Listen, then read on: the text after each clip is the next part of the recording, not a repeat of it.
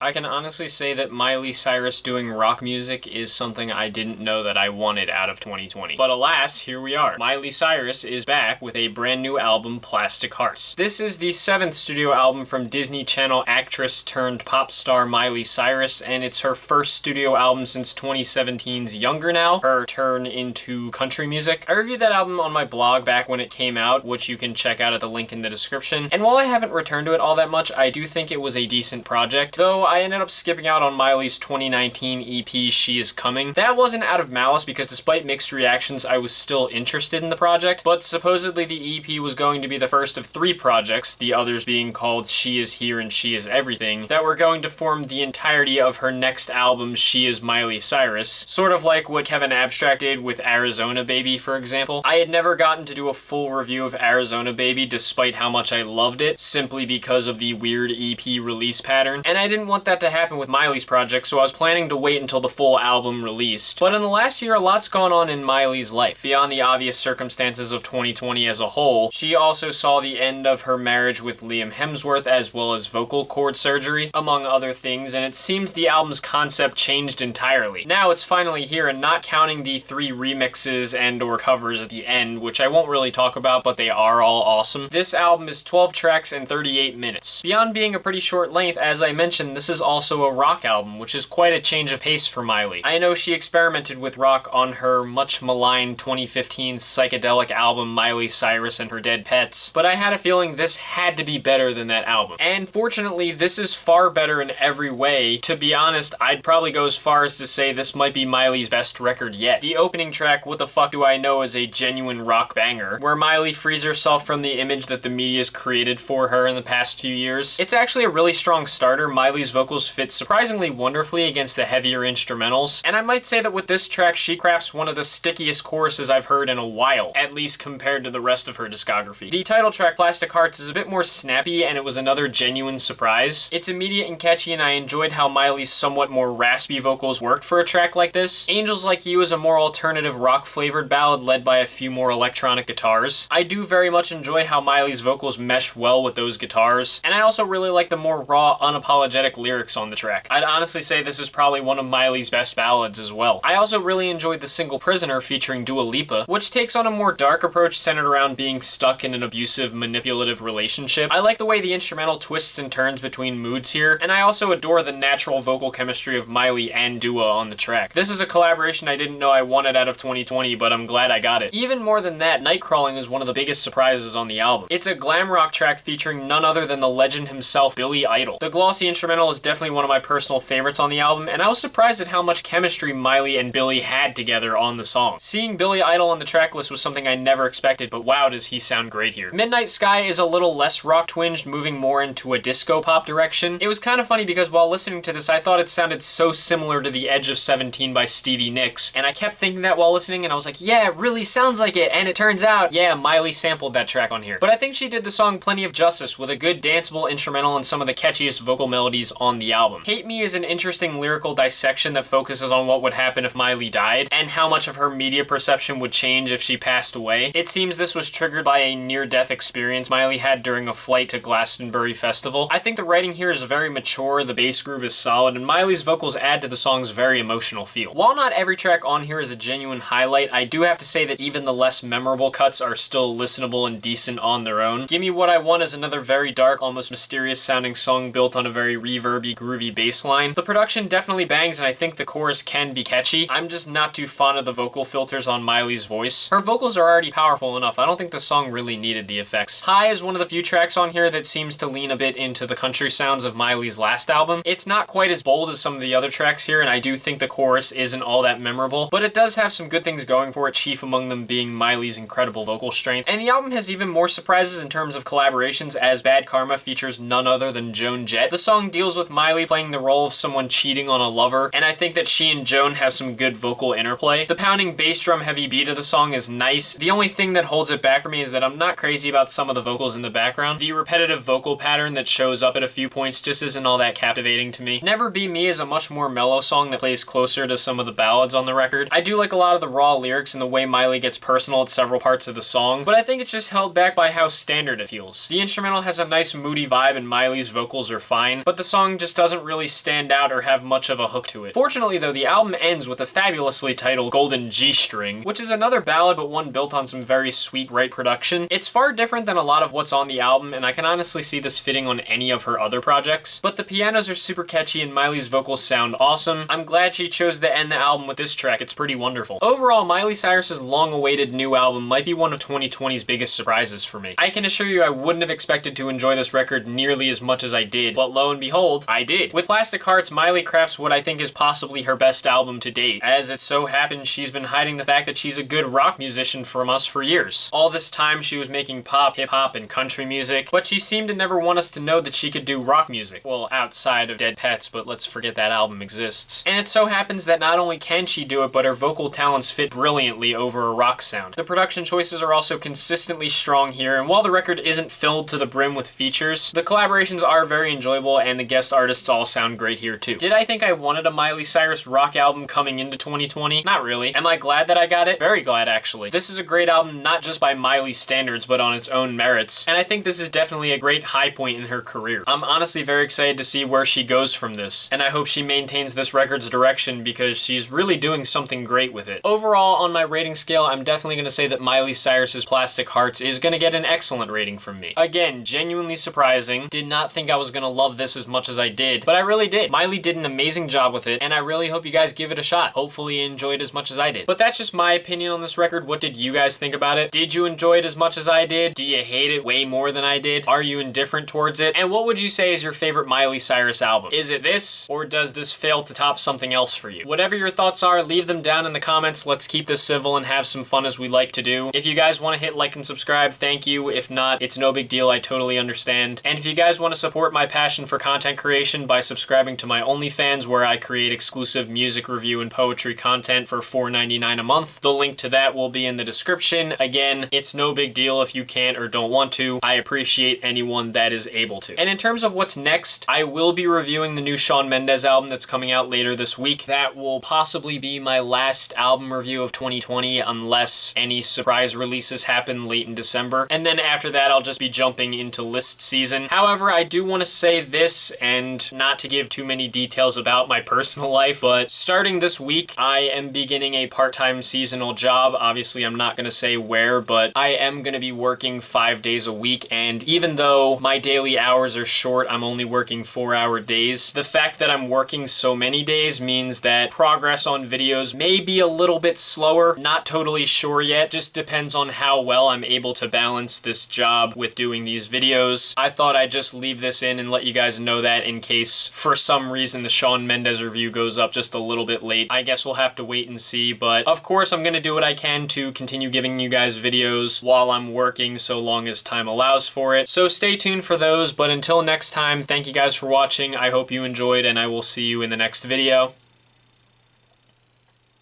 Peace.